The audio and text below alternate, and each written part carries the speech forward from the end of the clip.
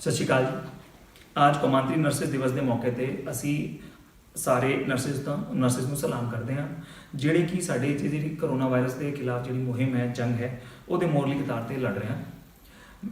मेरा नाम विपुल उज्जवल है और मैं स्टेट कोविड कंट्रोल रूम का मैंबर हाँ। पंजाब सरकार वालों कोरोना वायरस की स्थिति को नजिठण लिए किए जा रहे उपावां के बारे जानकारी साझी करने का आज 51वां दिन है। मैं ताज़ा जानकारी लेकर हाजिर हाँ।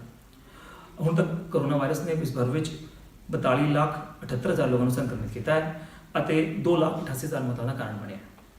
भारत में इसने 71,400 लोगों को संक्रमित किया है, जिस 2,310 मौतें शामिल हैं। कोविड-19 महामारी के दौरान पंजाब सरकार ने लोगों को निर्विघ्न सेहत सेवावां यकीनी बनाने लिए एक ऑनलाइन एकीकृत टेलीमेडिसिन शुरू किया है। इसकी प्रक्रिया बहुत ही सरल है। जिस किसी को लोड होवे वो साड़ी जी वैबसाइट है esanjeevaniopd.in पर लॉगिन करन अते अपने आप को रजिस्टर करन। इस तो बाद छेती नागरिक को एक डॉक्टर का फोन आएगा जिहदे नाल वो गलबात करके अपनी जी समस्या है वो दस सकते हैं। वो डॉक्टर उन्होंने फोन पर ही ऑडियो वीडियो राही जो सलाह है डॉक्टरी मशवरा है वो देंगे। नाल उस तो बाद ही जी प्रिस्क्रिप्शन है जी दवाइयां है वो पर्ची भी तुहानू मोबाइल या लैपटॉप पर प्राप्त होगी। ये पर्ची तुसी नेड़ले कोई कैमिस्ट शॉप या साड़ी जी जन औषधि की दुकान होंगी उत्ते दिखाकर जी भी दवाई भी तुहानू लिखी गई है वो प्राप्त कर सकते हो। अज तक सरकारी माहर डॉक्टर वालों 358 सलाह मशवरे दिए जा चुके हैं। सरकार सारे व्यक्तियों को अपने घर बैठे ही इस सुविधा का लाभ लेने लिए उत्साहित करती है।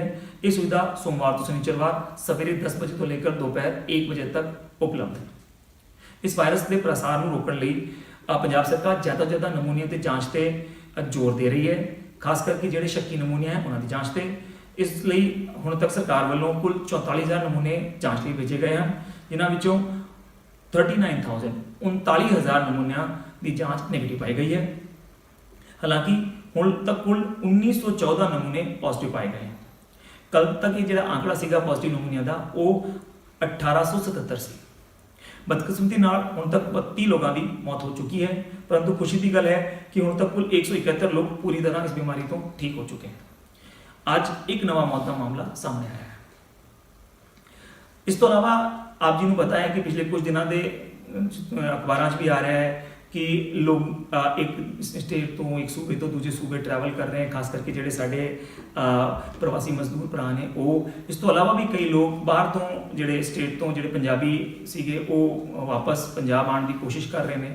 इस दौरान काफ़ी लोगों के मन 'च सवाल होता है कि इस दौरान ये जो सफ़र है वो करना कितना सुरक्षित है और जे सफ़र करना पवे मजबूरी के कारण तो वो दौरान किहड़ी सावधानियां बरतनी चाहिए है। वो बारे जी सरकार पंजाब सरकार वालों एक विस्तृत जी गाइडलाइन या एडवाइजरी जारी की गई है, वो मैं आज आप जी के साझी करना चाहता।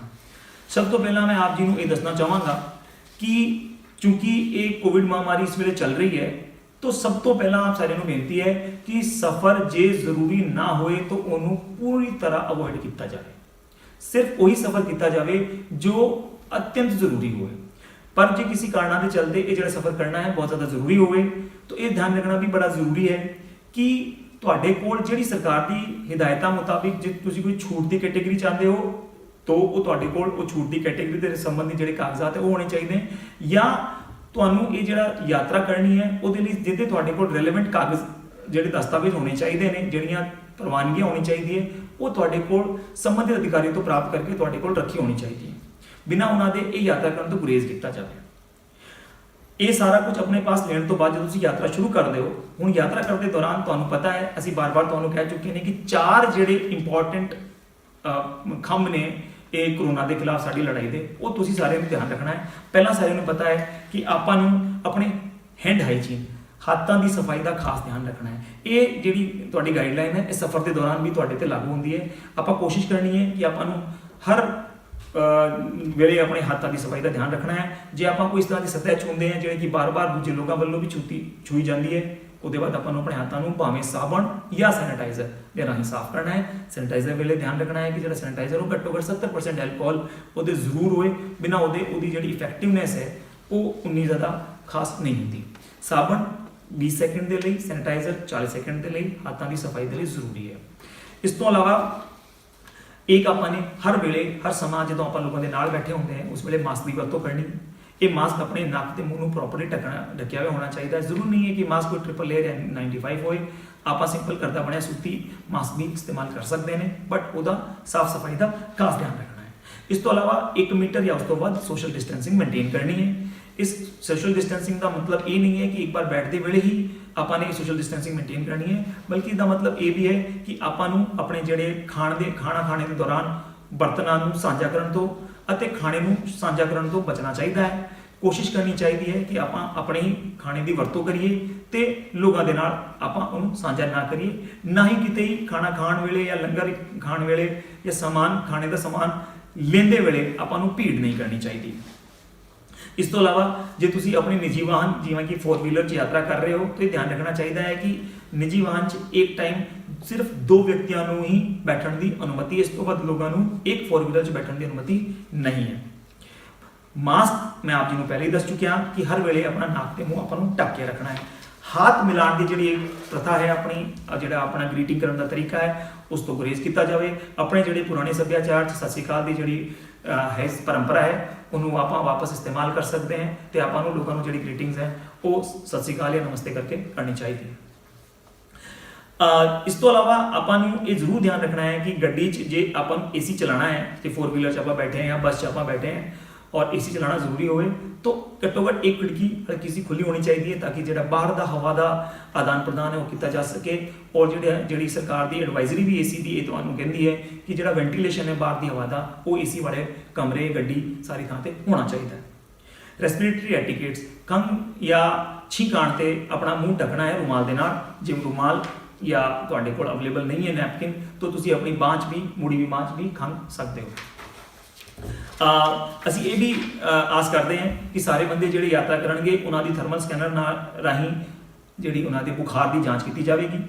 ਔਰ ਇਹ ਵੀ ਧਿਆਨ ਰੱਖਣਾ ਹੈ ਕਿ ਤੁਹਾਨੂੰ ਜੇ ਕਿਸੇ ਚੈੱਕ ਪੁਆਇੰਟ ਤੇ ਰੋਕ ਕੇ ਤੁਹਾਡੇ ਤੋਂ ਜਾਣਕਾਰੀ ਲਿੱਤੀ ਜਾਂਦੀ ਹੈ ਤਾਂ ਜੇ ਪਿਛਲੇ 14 ਦਿਨਾਂ 'ਚ ਤੁਸੀਂ ਕਿਸੇ ਕੰਟੇਨਮੈਂਟ ਜ਼ੋਨ 'ਚ ਤੁਸੀਂ ਗਏ ਹੋ ਉਹਦੇ ਬਾਰੇ ਤੁਸੀਂ ਇਮਾਨਦਾਰੀ ਨਾਲ ਉਹ ਜਿਹੜੀ ਜਾਣਕਾਰੀ ਹੈ ਜਿਹੜੀ ਵੀ ਅਥਾਰਟੀਜ਼ ਜਿਹੜੇ ਵੀ ਅਧਿਕਾਰੀ ਤੁਹਾਡੇ ਤੋਂ ਪੁੱਛਦੇ ਹਨ ਉਹਨਾਂ ਦੇ ਨਾਲ ਇਨਫੋਰਮੇਸ਼ਨ ਜਾਂ ਜਾਣਕਾਰੀ ਤੁਸੀਂ ਸਾਂਝੀ ਕਰਨੀ ਹੈ। ਜੇ ਤੁਸੀਂ ਕੋਈ ਤੁਹਾਡੇ ਲੱਛਣ ਨਹੀਂ ਹੈ ਇਸ ਤਰ੍ਹਾਂ ਦੇ ਜਿਹੜੇ ਕਿ ਖੰਘ ਜਾਂ ਬੁਖਾਰ ਜਿਹੜੇ ਕਿ ਕਰੋਨਾ ਦੇ ਨਾਲ ਸੰਬੰਧਿਤ ਹੈ ਤਾਂ ਤੁਸੀਂ ਕਿਸੇ ਵੀ ਤਰ੍ਹਾਂ ਦੇ ਆਈਸੋਲੇਸ਼ਨ 'ਚ ਨਹੀਂ ਭੇਜੇ ਜਾਓਗੇ।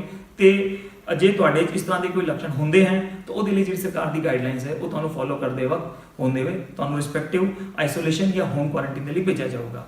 ਸਾਰੇ ਲੋਕਾਂ ਨੂੰ ਸਲਾਹ ਦਿੱਤੀ ਜਾਂਦੀ ਹੈ ਕਿ ਜੇ ਕੋਈ ਵਿਅਕਤੀ ਨੂੰ ਸਰਕਾਰ ਵੱਲੋਂ ਹੋਮ ਕੁਆਰੰਟਾਈਨ ਦੇ ਲਈ ਭੇਜਿਆ ਜਾਂਦਾ ਹੈ ਉਹਨਾਂ ਦੇ ਘਰ ਜਾਣ ਦੇ ਲਈ ਉਹਨਾਂ ਤੋਂ ਮਿਲਣ ਤੋਂ ਘਰ ਜਾਣ ਤੋਂ ਗੁਰੇਜ਼ ਕੀਤਾ ਜਾਵੇ।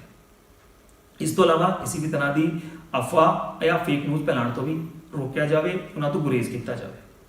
ਫਿਰ ਵੀ ਜੇ ਕਿਸੇ ਬੰਦੇ ਨੂੰ ਇਹ ਲੱਗਦਾ ਹੈ ਕਿ ਉਹਦੇ ਜਿਸ ਤਰ੍ਹਾਂ ਦੇ ਕੋਈ ਸਿੰਪਟਮਸ ਹੈ ਉਸ ਦੇ ਵਿੱਚ ਜਾਂ ਉਸਨੇ ਕਿਸੇ ਜਾਣ ਪਛਾਣ ਵਾਲੇ ਵਿੱਚ ਜਿਹੜੇ ਕਿ ਉਹਨੂੰ ਲੱਗਦਾ ਹੈ ਕਿ ਕਰੋਨਾ ਦੇ ਨਾਲ ਸੰਬੰਧਿਤ ਹੋ ਸਕਦੇ ਹਨ ਤਾਂ ਘਬਰਾਉਣ ਦੀ ਲੋੜ ਨਹੀਂ ਹੈ। ਉਹ ਸਾਡੀ ਹੈਲਪਲਾਈਨ 104 ਜਾਂ ਸਾਡੀ ਸਟੇਟ ਹੈਲਪਲਾਈਨ ਜਿਹੜੀ ਹੈ 172 292 0074 ਤੇ ਉਹ ਸੰਪਰਕ ਕਰ ਸਕਦਾ ਹੈ ਅਤੇ ਉਹ ਜਿਹੜੀ ਜਾਣਕਾਰੀ ਉਹਨਾਂ ਦੇ ਨਾਲ ਸਾਂਝੀ ਕਰਕੇ ਉਹਨਾਂ ਤੋਂ ਗਾਈਡੈਂਸ ਲੈ ਸਕਦਾ ਹੈ। ਅੰਤ ਵਿੱਚ ਅਸੀਂ ਆਪ ਸਾਰਿਆਂ ਦਾ ਇਹ ਜਿਹੜੀ ਕਰੋਨਾ ਵਾਇਰਸ ਦੀ ਸਾਡੀ ਮੁਹਿੰਮ ਚੱਲ ਰਹੀ ਹੈ ਉਹਦੇ ਵਿੱਚ ਜਿਹੜਾ ਆਪ ਜੀ ਵੱਲੋਂ ਸਹਿਯੋਗ ਪਾਇਆ ਜਾ ਰਿਹਾ ਹੈ ਉਹਦੇ ਅਸੀਂ ਬਹੁਤ ਬਹੁਤ ਧੰਨਵਾਦੀ ਹਾਂ ਅਤੇ ਅੰਤ 'ਚ ਆਪ ਸਾਰਿਆਂ ਨੂੰ ਬੇਨਤੀ ਕਰਦੇ ਹਾਂ ਕਿ ਤੁਸੀਂ ਕਾਈਂਡਲੀ ਜਿਹੜੀ ਸਮਾਜਿਕ ਦੂਰੀ ਹੈ 1 ਮੀਟਰ ਦੀ ਘੱਟੋ ਘੱਟ ਉਹ ਬਣਾਈ ਰੱਖੋ ਤੇ ਆਪਣੇ ਹੱਥਾਂ ਦੀ ਸਫਾਈ ਦਾ ਖਾਸ ਖਿਆਲ ਰੱਖੋ। ਘਰੇ ਰਹੋ, ਸੁਰੱਖਿਅਤ ਰਹੋ ਅਤੇ ਸਵਸਥ ਰਹੋ। ਧੰਨਵਾਦ।